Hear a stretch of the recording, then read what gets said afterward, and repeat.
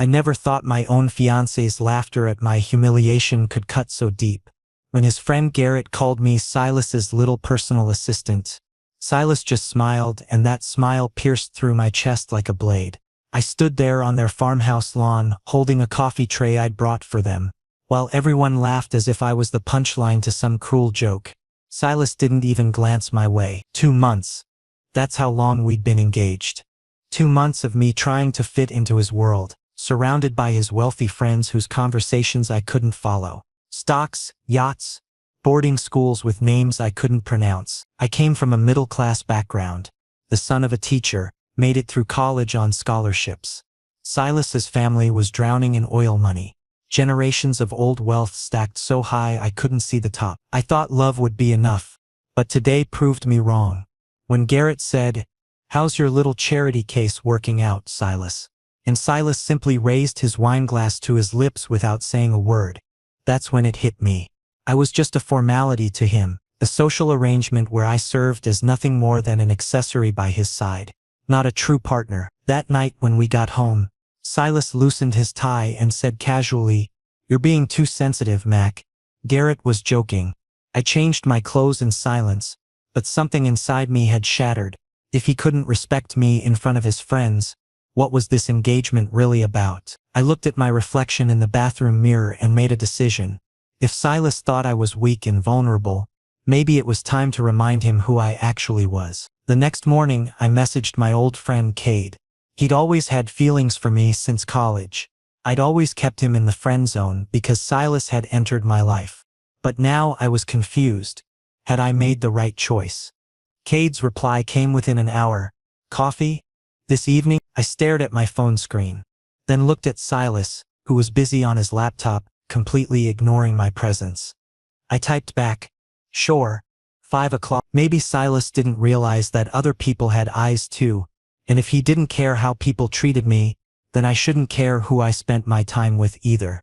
The rest of the day dragged on with an uncomfortable silence filling our apartment. Silas worked from home, buried in his laptop and phone calls, while I sat in the living room pretending to read a book. Every time I turned a page, I wasn't absorbing a single word. My mind kept replaying Garrett's words, the laughter that followed, and worst of all, Silas's complete silence. He hadn't defended me. He hadn't even acknowledged that something wrong had happened. Around noon, I made lunch for both of us.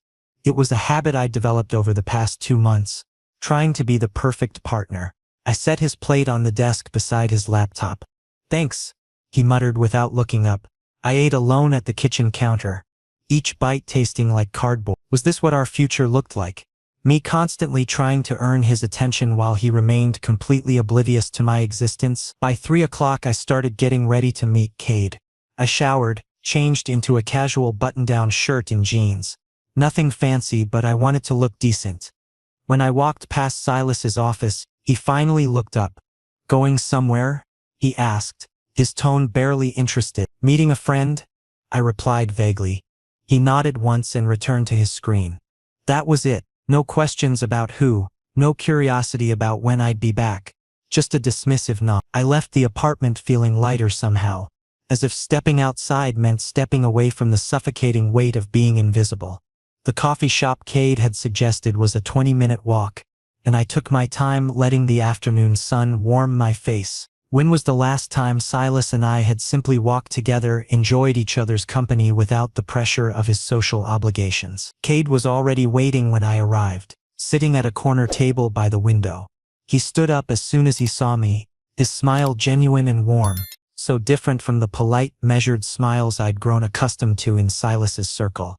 "Mac," he said, pulling me into a quick hug. "It's so good to see you." We ordered our drinks and settled into conversation that flowed naturally, easily. Cade asked about my life, actually listened to my answers, and shared stories about his own experiences. He'd landed a job as a graphic designer working freelance, which gave him freedom and flexibility. "I love it," he said, his eyes bright with enthusiasm. "Every project is different. I get to be creative without anyone breathing down my neck." "That sounds amazing," I admitted, feeling a pang of envy. I'd put my own career aspirations on hold. When Silas had suggested it would be easier if I didn't work, at least until after the wedding, We can figure out your schedule later, he'd said, making it sound reasonable. Now I wondered if he just wanted me available whenever he needed me. Cade leaned forward slightly. What about you? Are you still thinking about teaching? The question caught me off guard. Teaching had been my dream since high school, the one thing I'd always been passionate about, but I'd stopped talking about it months ago because Silas never seemed interested. I don't know anymore, I said quietly. Things have been complicated. Life's too short for complicated, Cade replied. If teaching makes you happy, you should pursue it. Don't let anyone hold you back from your dreams. His words hit something deep inside me, a part I'd been suppressing. When had I stopped fighting for what I wanted? When had I become so small? We talked for over 2 hours, the conversation never running dry. Cade made me laugh with stories about his chaotic roommate, and I found myself relaxing in a way I hadn't in weeks. He didn't make me feel like I needed to prove my worth or justify my existence. I was just Mac, and that was enough. As the sun began setting, casting golden light through the cafe windows, Cade reached across the table and touched my hand briefly. I've missed this, he said softly. Missed you. There was something in his eyes, an honesty, a vulnerability that made my heart skip. I didn't pull my hand away immediately. Instead, I let myself feel appreciated, valued, seen. When I finally checked my phone, I had 3 missed calls from Silas and 2 text messages asking where I was. A small, petty part of me felt satisfied. Now he noticed my absence. Now he cared where I was. I texted back. Out with Cade. Be home soon. Short, simple, deliberately vague. Cade walked me to the subway station. Before I descended the stairs, he said, we should do this again soon. Really soon. I nodded, not trusting myself to speak. As the train carried me Mame, I stared at my reflection in the dark window and wondered what I was doing. Was this revenge? Was this self-preservation? Or was this simply me remembering that I deserved better than being treated like background furniture in my own relationship? When I opened our apartment door, Silas was waiting. Silas sat on the couch, laptop closed for once, his full attention fixed on me as I walked through the door. You were gone a long time, he said. It wasn't quite an accusation, but there was an edge to his voice I rarely heard. Just catching up with an old friend, I replied, hanging my jacket on the hook. Nothing special. Cade? Silas repeated the name slowly as if tasting it. From college? I nodded, moving toward the kitchen to get water. He followed me, leaning against the doorframe. I didn't know you two were still in touch. There was a question buried in that statement. We weren't, I admit, but we reconnected recently. He's doing well, freelance designer now. Silas processed this information in silence. I could see him trying to figure out if this mattered, if he should care. Finally he said, that's nice. But the word came out strained. I always laughed at how transparent he was being. For months he'd barely noticed what I did with my time. But now that another man was in the picture, suddenly I had his attention. I'm tired, I said, brushing past him toward the bedroom. Going to bed early tonight. He caught my wrist gently. Mac, is everything all right between us? The question hung in the air, loaded with implications. I could have said everything, about feeling invisible, about his friend's cruelty, about how lonely I'd been.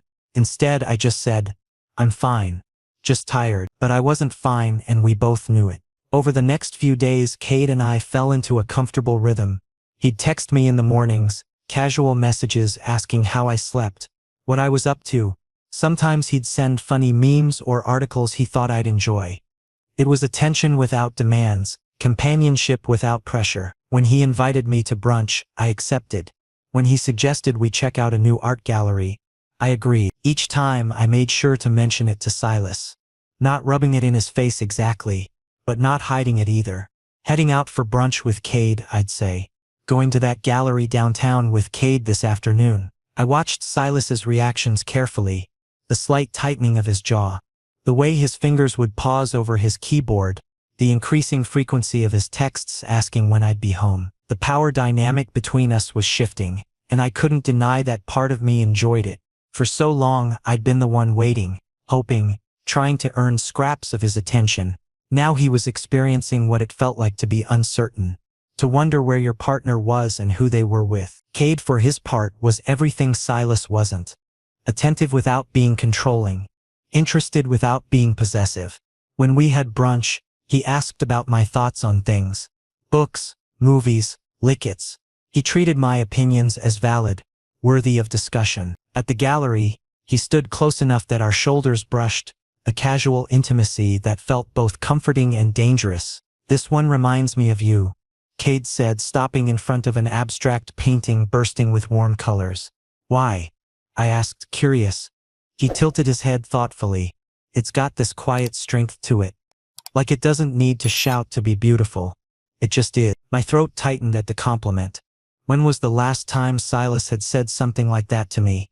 When had he last really looked at me, seen me? We grabbed coffee after the gallery, sitting in a small park as the afternoon sun filtered through the trees. Cade shifted closer on the bench, his thigh pressing against mine. "Can I be honest with you?" he asked. I nodded, my heart picking up speed. "I never stopped thinking about you, Mac. Even after you started dating Silas. I know I should have said something back then, but I was scared of ruining our friendship." "Cade," I started, but he held up a hand. "I'm not trying to make things difficult for you. I just want you to know that you have options. You deserve someone who sees your worth, who doesn't take you for granted." His words echoed in my head as we sat in companionable silence. Did I have options? Was I really willing to throw away 2 years with Silas because of a few rough moves? That evening, I came home later than usual. Silas was pacing in the living room, phone in hand. "Where have you been?" he demanded the moment I walked in. "I texted you 4 times. I kicked off my shoes slowly. "I was at the park with Cade. My phone was on silent." His face darkened. "The park? For hours?" "We were talking," I said simply. "Is that a problem?" Silas ran a hand through his hair, frustration evident in every line of his body. "No, it's not a problem. I worry when you don't respond." The hypocrisy of that statement wasn't lost on me. How many times had I waited hours for his responses, watching 3 dots appear and disappear on my screen? "Well, I'm home now," I said, moving past him. He grabbed my arm, not roughly but firmly enough to stop me. "Mac, what's going on? You've been distant lately." I met his eyes directly. "I've been distant? That's rich coming from you." He flinched. "What's that supposed to mean?" "It means," I said carefully, "that I've been distant for months, and you didn't notice. Now I'm spending time with someone who actually wants my company, and suddenly you care." His grip on my arm loosened. "That's not fair, isn't it?" I pulled away. "Think about it, Silas. Really think." I left him standing there and went to bed. My phone buzzing with a text from Cade. "Hope you got home safely. Sweet dreams." I smiled despite myself and typed back, "Just got in. Thanks for today." Within seconds he responded, "Anytime." "Tomorrow?" I hesitated only briefly before replying, "Tomorrow sounds perfect." The next day brought more time with Cade. A movie this time, sitting in the dark theater with our arms touching on the shared armrest. He bought my favorite candy without me having to ask because he remembered from college. Small gestures that added up to something significant. He paid attention. He cared. He made me feel important. Afterward, as we walked to his car, Cade said, "Can I show you my place?" I finally finished decorating it. I knew I should say no. I knew where this was heading. But I was tired of being ignored, tired of feeling unworthy. So I said, "Shh." Cade's apartment was everything. Silas's sterile penthouse wasn't. Where our place felt like a showroom, all clean lines and expensive furniture. His felt lived in, comfortable. Plants hung in the windows, artwork covered the walls.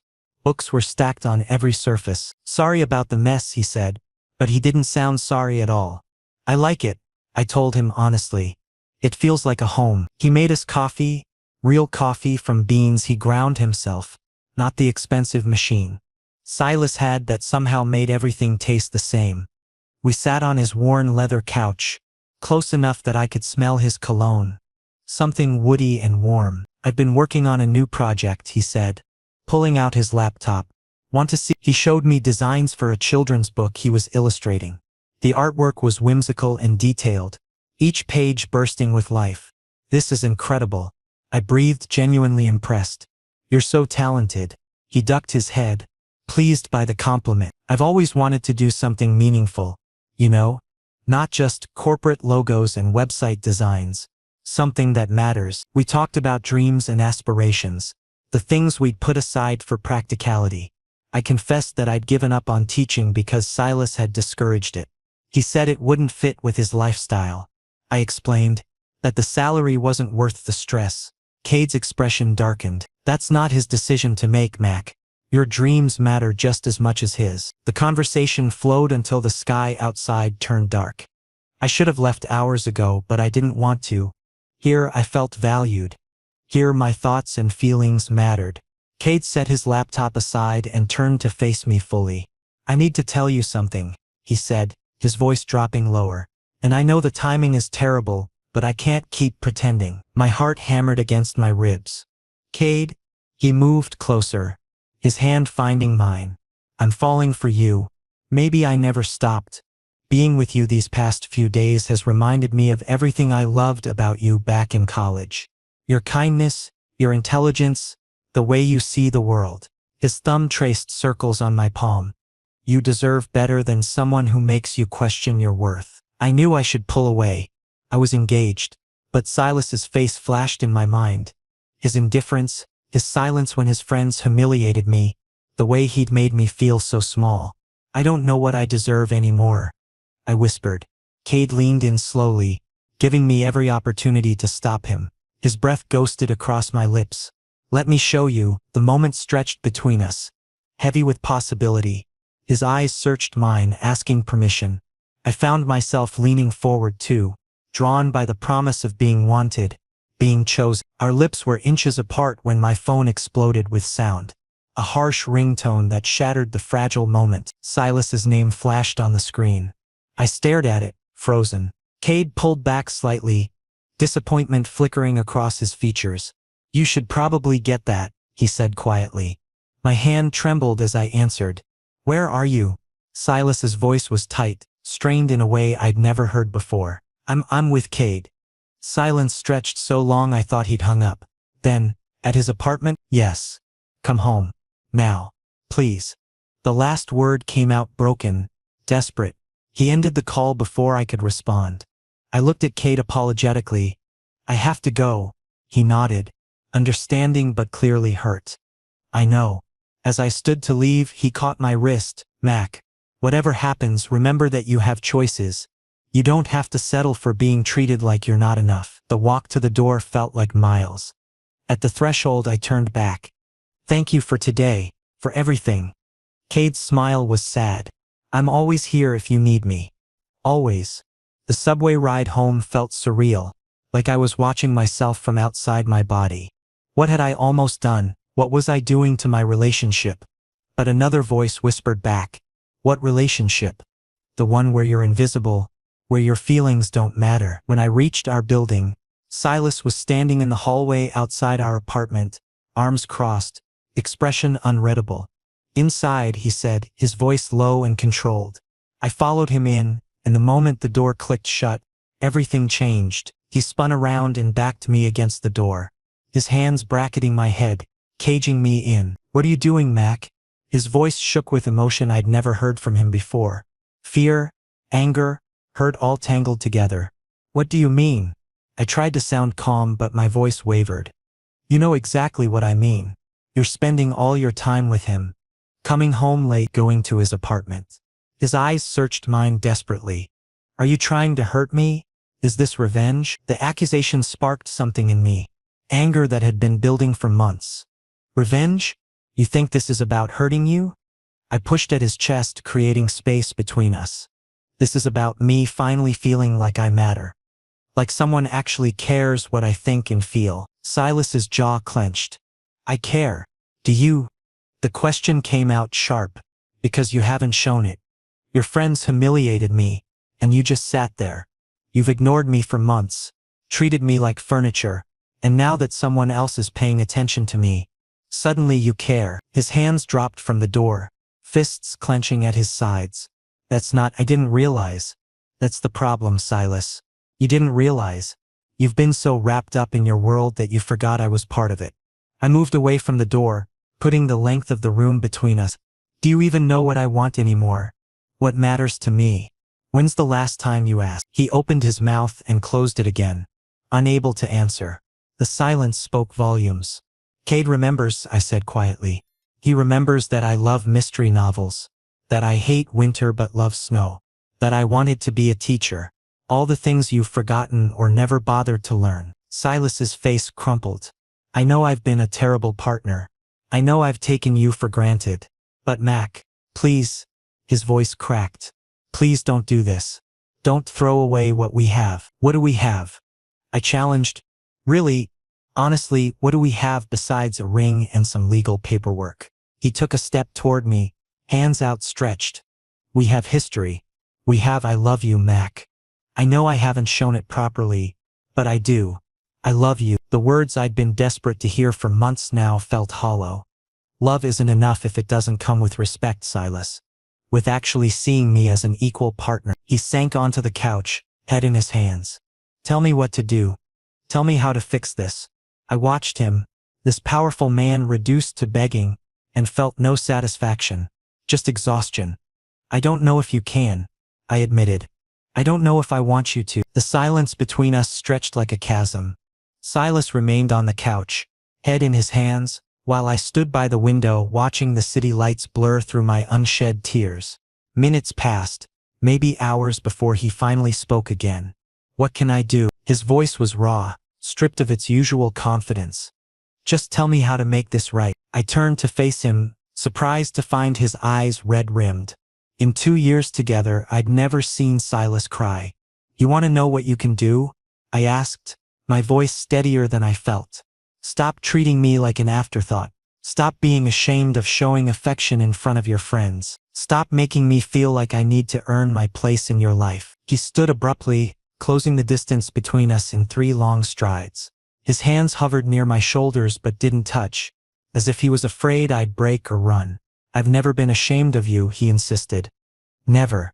If anything, I'm ashamed of myself, of how I've let you down. His jaw worked as he struggled with the next words. My father raised me to believe that emotional displays were weakness, that real men don't. He broke off, frustrated. It's not an excuse. I know that, but it's an explanation. An explanation doesn't fix anything, I said quietly. I need more than understanding why you hurt me. I need you to actually change. He nodded, finally letting his hands settle on my arms. His touch tentative, seeking permission. Then, let me prove it. Starting tomorrow. Starting right now. There was desperation in his eyes. Something wild and unguarded that I'd never seen before. How? The single word carried all my doubts, all my exhaustion. Silas pulled me closer, and this time I didn't resist. Tomorrow I'm taking you to brunch with Garrett and the others, and I'm going to make it crystal clear that you're not just my fiancé on paper, you're my partner, my equal, and anyone who can't respect that isn't welcome in my life. I wanted to believe him. God, how badly I wanted to believe that this version of Silas, vulnerable, determined, present, was real and not just a temporary reaction to almost losing me. And what about after that? I challenged. What happens when the initial fear wears off and we slip back into old patterns? He cupped my face in his hands, forcing me to meet his gaze. Then you call me on it. Every single time. Don't let me get complacent again. Don't let me take you for granted. His thumb traced my cheekbone. I know I don't deserve another chance, Mac. I know that, but I'm asking for one anyway because the thought of losing you is unbearable. Something in me softened at his honesty. Not forgiveness. Not yet, but a willingness to see if his actions could match his words. One chance, I said firmly. If you revert back to ignoring me, to letting your friends treat me like garbage, we're done. No second chances. He nodded vigorously. I understand. I won't mess this up again. We stood there for a long moment, neither of us sure what came next. Finally, Silas pulled me into an embrace, holding me like I was something precious he'd almost lost. I let myself sink into it, breathing in his familiar scent, expensive cologne mixed with coffee. It felt different this time, like he was actually present in the moment rather than just going through the motions. I'm sorry, he whispered into my hair. For everything. For being blind. For being a coward. For making you feel invisible. I closed my eyes, letting his words wash over me. Show me, not just with words. Show me through your actions that I matter to you. His arms tightened around me. I will every day, I will. That night, we slept in the same bed for the first time in a week. No physical intimacy beyond the comfort of proximity, but it felt like a tentative step toward rebuilding what we'd almost destroyed. As I drifted off, I felt Silas's hand find mine under the covers, his fingers lacing through mine, a small gesture that somehow meant everything. The next morning, I woke to the smell of pancakes. Real pancakes, not the pre-made ones from the freezer. I found Silas in the kitchen, flour dusting his expensive shirt, concentrating on flipping them perfectly. "You're cooking," I observed, surprised. He glanced up with a sheepish smile. "Your favorite, right? Blueberry pancakes with extra butter?" The fact that he remembered this small detail touched something deep inside me. "You've never made breakfast before." He plated the pancakes carefully, adding a drizzle of maple syrup the way I liked it. "I know. That's going to change." We ate in comfortable silence, the tension from last night easing slightly with each bite. After breakfast, Silas pulled out his phone. "I'm texting Garrett and the group, telling them we're coming to brunch today." I felt anxiety spike in my chest. "Are you sure about this?" He looked up, his expression resolute. "Absolutely. This is important, Mac. I need them to understand that you're not negotiable. If they want to remain my friends, they respect you. Period." I watched him type out the message, his jaw set with determination. When he showed me the text before sending it, I read, "Meeting today at noon. There's something I need to address with all of you regarding Mac. Non-negotiable attendance." It was direct, serious, and left no room for dismissal. He hit send without hesitation. As we got ready, I felt nervous energy building. What if this backfired? What if his friends pushed back and Silas folded under pressure? Sensing my anxiety, Silas came up behind me as I buttoned my shirt. "Hey," he said softly, his hands on my shoulders. "Whatever happens today, I've got you. That's a promise." The restaurant was upscale. Naturally, Garrett and his crowd didn't do casual diners. When we walked in, I spotted the familiar faces at a corner table. Silas immediately took my hand, his grip firm and public. I saw several pairs of eyes widen at the gesture. We'd never displayed affection in front of them before. As we approached the table, Silas didn't drop my hand. Instead, he pulled out a chair for me and waited until I sat before taking his own seat, all while maintaining physical contact. The message was clear and deliberate. Garrett broke the awkward silence. "So, what's this about, Silas? Your text sounded pretty serious." Silas's expression hardened. "It is serious." He looked around the table, meeting each person's eyes. "I need to address what happened last week. The comments about Mac being my personal assistant and my charity case were completely unacceptable." Garrett shifted uncomfortably. "Come on, man, we were just—" "No." Silas's voice cut through the excuse like a knife. "You weren't just anything. You deliberately humiliated someone I love, and I sat there and did nothing. That ends today." He squeezed my hand under the table. "Mac is my fiancé, my partner in every sense of the word. He deserves the same respect you'd show any of your spouses. More, actually, because he's put up with a lot of garbage from all of you and remained gracious about it." The table fell silent. I could feel everyone's discomfort, but Silas wasn't done. "Going forward, anyone who can't treat Mac with basic human decency and respect isn't someone I want in my life. That includes you, Garrett. That includes all of you." He paused, letting that sink in. "So you have a choice to make. Apologize sincerely and change your behavior, or we're done here." Garrett's face flushed red, whether from embarrassment or anger. I couldn't tell. The silence at the table grew oppressive as everyone waited to see how he'd respond. Finally, he cleared his throat and looked directly at me for perhaps the first time ever. "You're right. I was out of line." He paused, seeming to struggle with the words. "Mac, I apologize. Those comments were cruel and uncalled for. I have no excuse." The others quickly followed suit with their own apologies, some more genuine than others. But what mattered was that Silas had drawn a line in the sand and actually followed through. Throughout the brunch, he remained attentive, explaining inside jokes when I looked confused, including me in conversations, keeping our hands linked on the table where everyone could see. When someone brought up a business deal I knew nothing about, instead of letting me sit there silently as usual, Silas turned to me and explained the basics. asking my opinion like it actually mattered. What do you think, Mac? Would you invest in renewable energy startups right now, given the political climate? I was so surprised he'd asked that I almost didn't answer. Then I remembered all the articles I'd read on the subject, the podcast I'd been listening to. Actually, I think it's risky short-term but smart long-term. The technology is advancing faster than policy, which means early investors could see significant returns once regulations catch up. The table listened, really listened, and I saw Silas beam with pride. See? This is what you all have been missing. Mac has insights you'd never expect because you've never bothered to ask. One of the other guys, Trevor, actually looked interested. What podcast? I've been looking for good financial content. Just like that, the dynamic shifted.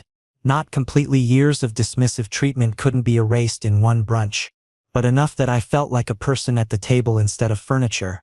When we finally left the restaurant, I felt lighter than I had in months. Silas kept his arm around my waist as we walked to the car.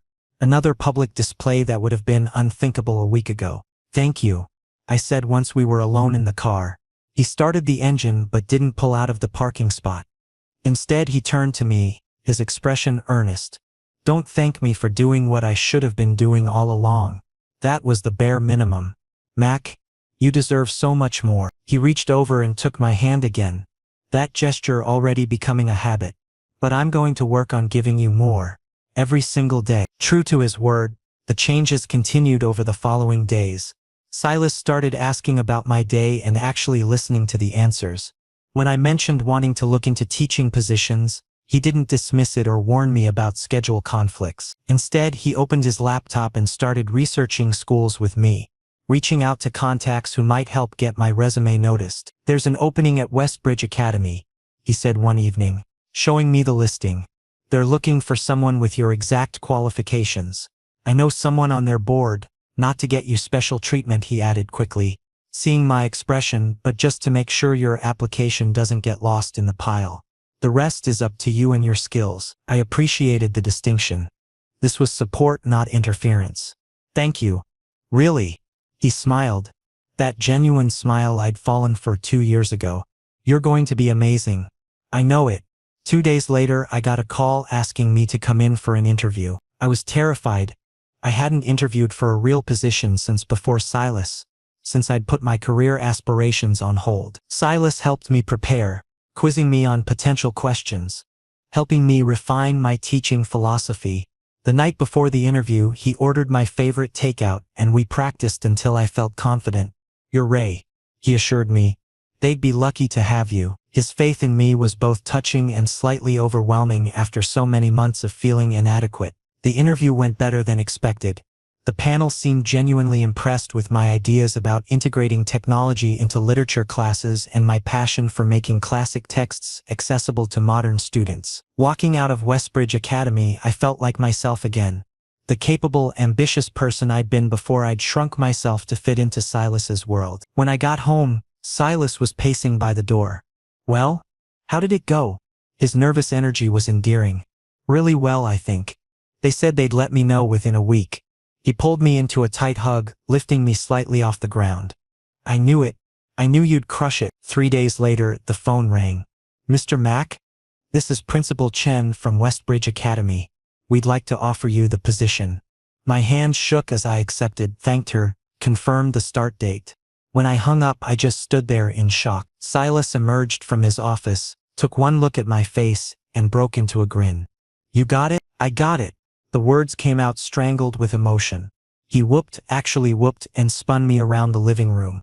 For the first time in our relationship, I felt like we were celebrating my achievement together, not him tolerating my small victories while his own overshadowed everything. That evening, he took me to an intimate French restaurant I'd mentioned wanting to try months ago.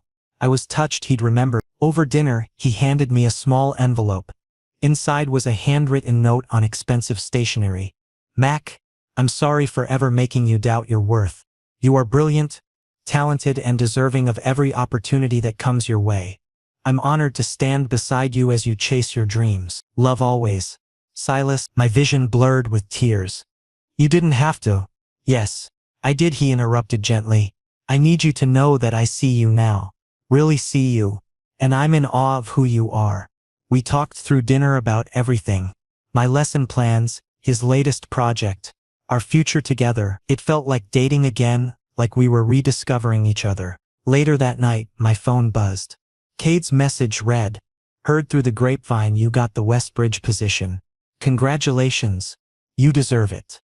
I showed Silas the text, being transparent as I'd promised. His jaw tightened slightly, but he nodded. "That's nice of him." I could see him struggling with his jealousy, trying to be reasonable. "He's a good friend," I said carefully. "But that's all he is. You know that, right?" Silas met my eyes, his expression vulnerable. "I know you've chosen me, but I also know I almost lost you to him, because of my own stupidity. So yeah, I'm not his biggest fan, but I understand why you value his friendship." It was mature, more so than I'd expected. "I promise there's nothing inappropriate happening. Complete transparency, always." He reached across the table and squeezed my hand. "I trust you, Mac. It's myself I don't trust to be worthy of that loyalty." "You're working on it," I acknowledged. "That's what matters." My first day at Westbridge Academy was terrifying and exhilarating in equal measure. Silas woke me up with coffee and toast, kissed my forehead and told me he was proud of me before I'd even left the house.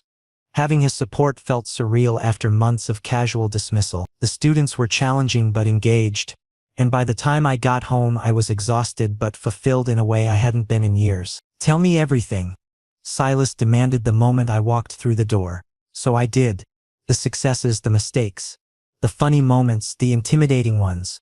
He listened to every word, asked questions, made me feel heard. This was the relationship I'd imagined we'd have, the partnership I'd hoped for when I accepted his proposal. Over the following weeks, we settled into a new rhythm. Silas made an effort to be present, to prioritize us over work when it mattered. He started coming home for dinner most nights instead of eating at his desk. We began having real conversations again, sharing our days, making plans together. It wasn't perfect. Old habits occasionally surfaced, but the difference was that now he caught himself, apologized, and corrected course. One evening about a month into my new job, I came home to find our apartment filled with flowers. Not just a bouquet, but arrangements in every room. Silas stood in the middle of our living room looking nervous. "What's all this?" I asked, overwhelmed by the gesture. He took my hands in his. "I want to renew our engagement. Do it right this time." My breath caught. "What do you mean?" He pulled out a new ring. Still expensive, but simpler and more my style than the ostentatious one he'd originally chosen. "I mean, I want us to start fresh. This past month has shown me what our relationship could be. Should have been all along. I want to recommit to you, to us. But this time as true partners, equal partners." Tears spilled down my cheeks as he continued. "Mac, you've shown me what real strength looks like. It's not hiding emotions or maintaining some facade of invulnerability. It's being brave enough to be honest, to be present, to fight for what matters." He slid the new ring onto my finger beside the old one. "Will you give me another chance to be the partner you deserve?" "Yes," I whispered. "Yes. Absolutely yes." He kissed me then, deep and passionate and full of promise. When we finally broke apart, he rested his forehead against mine. "I'm going to spend the rest of my life proving you made the right choice." I believed him. More importantly, I believed in us, in what we could build together when we both showed up fully. A week later, Silas proposed we have a small ceremony to celebrate our renewed commitment. Nothing huge, just close friends and family. A chance to publicly affirm what we'd rebuilt privately.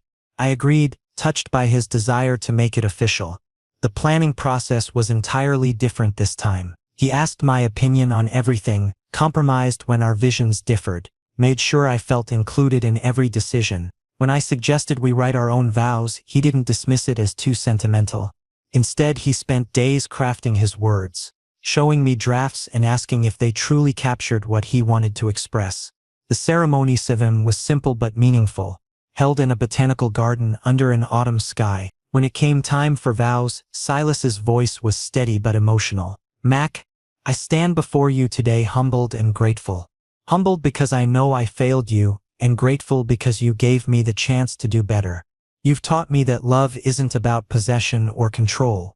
It's about witnessing and celebrating each other's growth. You've shown me that vulnerability is strength, that asking for help isn't weakness, and that true partnership means lifting each other up, especially when the world tries to tear us down. He paused, his eyes glistening. I promise to defend you always, to honor your dreams as equal to my own, to never let my fear of judgment prevent me from showing the world how much you mean to me.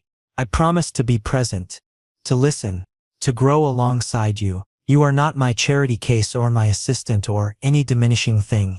You are my partner, my equal, my home, and I will spend every day proving that I know how lucky I am. By the time he finished, there wasn't a dry eye in the audience. My own vows focused on forgiveness, on choosing hope over hurt, on believing in second chances when they're earned through action rather than just promised through words. When we exchanged rings again, both wearing the new ones now, it felt like a genuine new beginning. At the reception, Garrett approached me surprisingly sincere. I owe you another apology, he said, not just for the comments, but for never bothering to get to know you. Silas talks about you constantly now. Your job, your ideas, your accomplishments. I realize I missed out on knowing someone pretty remarkable because I was too busy being a snob. I accepted his apology, appreciated his honesty. People could change. We were proof of that. Later, Silas and I danced under string lights as the sun set, his arms secure around me, his attention wholly focused on this moment. Happy? He murmured against my ear. Incredibly, I answered honestly. I felt his smile against my temple. Good. Because I'm just getting started. Next week I'm taking you to that literary festival you mentioned months ago. The one I said was too boring. I pulled back to look at him. You remembered that? He cupped my face gently. I remember everything now, Mac. Every little thing you say, every interest you mention, every dream you share. I'm never going to be that oblivious again. True to his word, he'd been keeping notes on his phone. Things I mentioned in passing that mattered to me. Places I wanted to visit, experiences I wanted to try, small gestures that showed he was truly listening. The months that followed weren't always easy. We still had disagreements, moments of frustration, times when old patterns threatened to resurface. But the difference was that now we talked through them. Now Silas caught himself when he started drifting back into work. Obsession. Now I spoke up immediately when I felt unheard, instead of letting resentment build. A year after our renewed vows, I stood in my classroom watching my students excitedly discuss the symbolism in their latest reading assignment. My phone buzzed with a text from Silas. Dinner at home tonight? I'm cooking. Miss you. Such a simple message, but it represented everything we'd built. Consideration, effort, genuine affection freely expressed. I texted back a heart emoji and smiled, knowing I'd made the right choice. Not the easy choice perhaps, but the right one. Because love isn't about finding someone perfect, it's about finding someone willing to grow, to change, to fight for the relationship even when it's hard. Silas had proven he was that person, and in demanding better, in refusing to accept less than I deserved, I'd proven I was too. Our story wasn't about a perfect romance. It was about two imperfect people learning to show up for each other, to communicate honestly, to build something real from the ashes of what almost was lost. And that I realized was far more valuable than any fairy tale.